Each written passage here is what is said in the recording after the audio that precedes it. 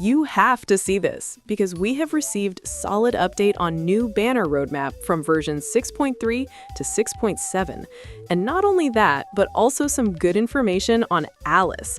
So overall, in this video, we're breaking down the full roadmap from version 6.3 all the way to 6.7. And more importantly, why everything suddenly makes a lot more sense. So listen, this stretch of updates isn't just a random sequence of banners. No, sir. But there's a clear structure here, with each version setting something up, introducing a system, or preparing the ground for what comes next. By the end of this video, you'll have a solid picture of why certain characters are appearing when they do, how gameplay ideas are being layered across multiple patches, and why 6.7 feels less like just another update and more like the point where all of this finally pays off. Now, before we go further, make a small word for our sponsor. You can actually save up to 25% on latest banners through Lootbar. Personally, I lost my 50/50 and I just bought the 6,480 Genesis Crystals pack for $76 instead of $100. That's an instant $24 saved. Not only the discount, but the top-up process couldn't be easier. I entered my UID, selected my server, and within 2 minutes, the crystals arrived in my account. Plus, the double bonus for first-time purchases has been refreshed with the anniversary, so you can take advantage of that too. With over 100,000 satisfied users with 5-star rating, it's really my go-to choice for both personal top-ups.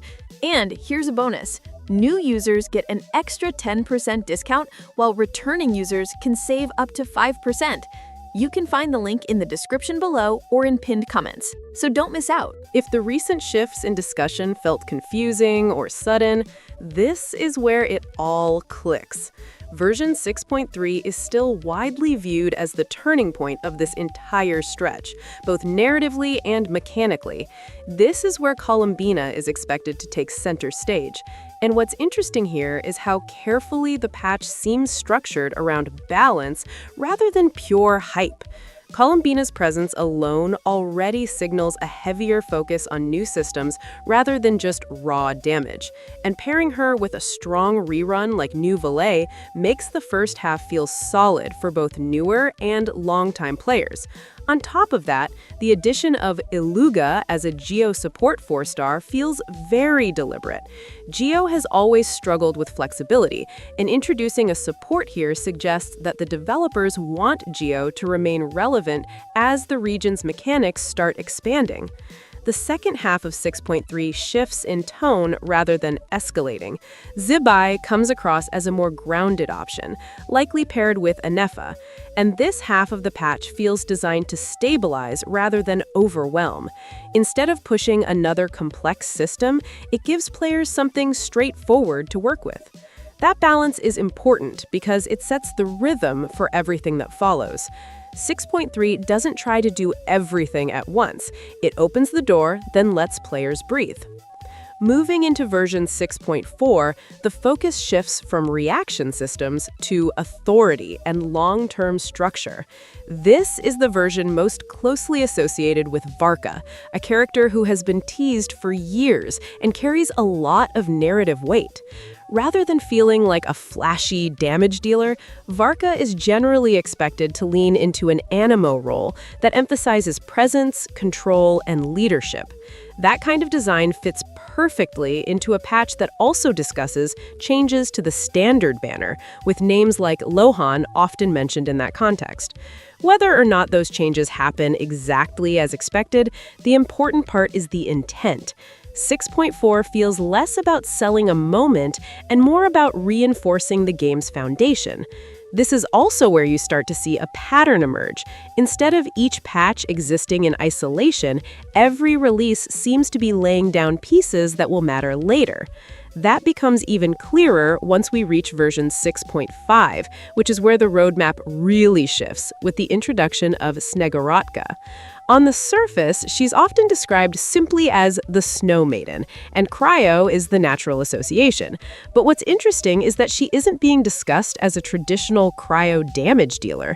Instead, more and more players are viewing her as a support or enabler, someone who stabilizes reactions rather than chasing big numbers on screen.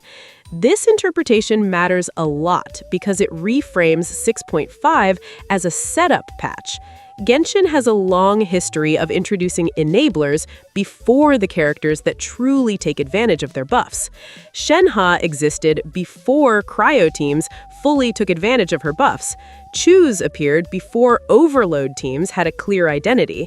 In the same way, Snegurotka makes more sense when viewed as groundwork rather than a final product. Her role could easily revolve around consistent cryo application, reaction amplification, or resistance penetration rather than raw damage output.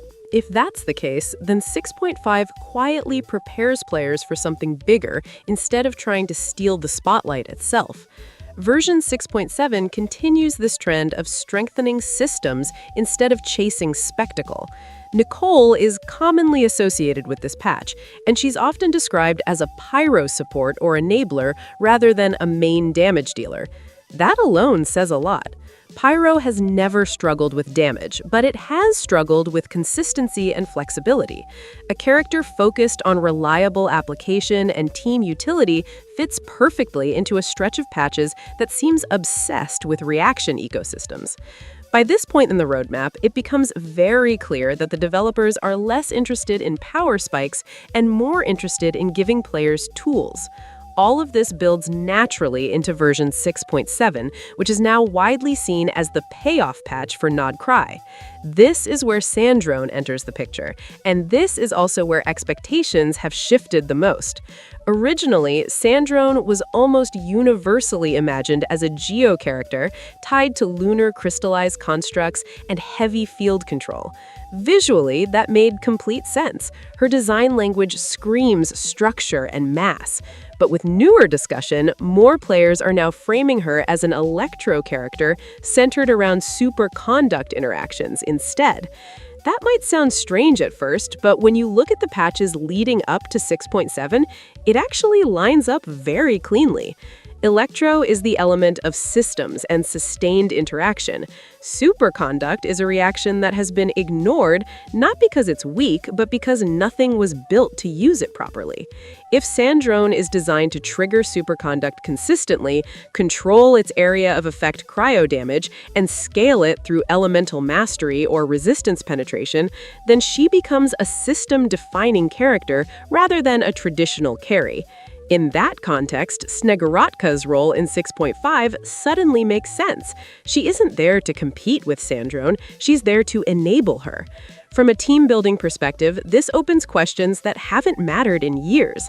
How much elemental mastery matters on electro units, whether superconduct damage becomes more important than physical resistance reduction, how defense and resistance penetration are valued in these teams.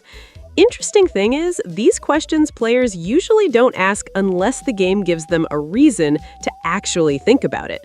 And 6.7 feels like that for a reason. When you step back and look at the entire 6.3 to 6.7 stretch as one continuous design arc, it stops feeling chaotic. Each patch introduces either a system, an enabler, or a balance output. So, Sandrone then arrives not as a sudden twist, but as the point where everything clicks together. That's the latest pattern. The 6.3 to 6.7 roadmap fits together with the information we have available right now. Now, I know you're excited about Alice, and don't worry, so am I, but in recent leaks, we got to know she might not be playable in Nod Cry arc, but that's not set in stone.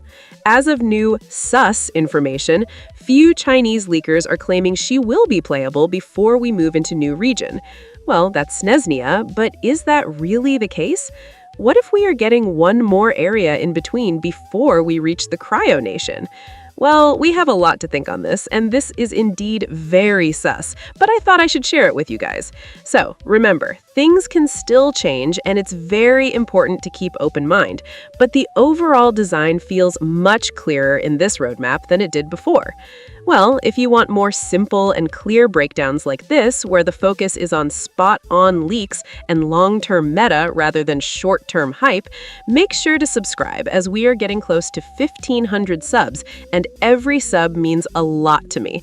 So do let me know in the comments which version you're most interested in and whether superconduct becoming relevant again sounds exciting or worrying to you. So finally, thanks for watching till the end, and I'll see you in the next video. Bye!